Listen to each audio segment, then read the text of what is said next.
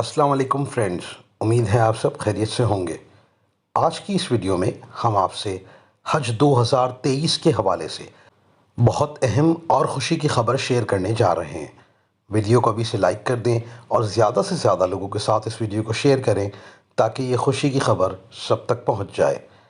Channel پہ نئے ہیں تو چینل کو سبسکرائب کر دیں اور ساتھ ہی بیل آئیکن کو پریس کر دیں۔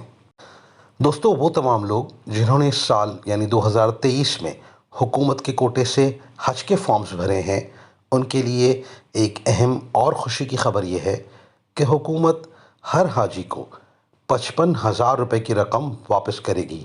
جی ہاں، ہر حاجی کو 55,000 روپے واپس ملیں گے۔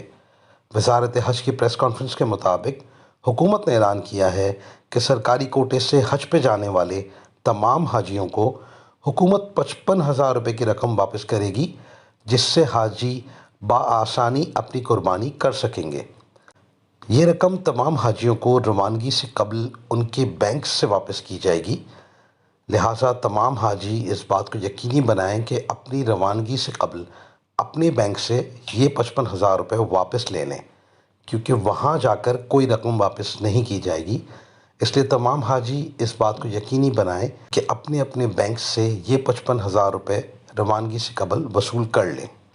دوستو، آپ کو یہ بتانا چاہوں گا کہ سرکاری کوٹے سے حج پہ جانے والوں کے لیے اس سال کی یہ دوسری خوشی کی خبر ہے۔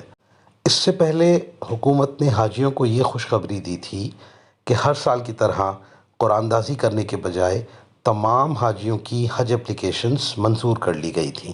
امید ہے کہ حکومت اس سال حج پہ جانے والے تمام افراد کو بہترین سہولیات فراہم کرے۔ اللہ تعالیٰ سے دعا ہے کہ اللہ تعالیٰ تمام لوگوں کے حج کو اپنی بارگاہ میں قبول فرمائے۔ آمین۔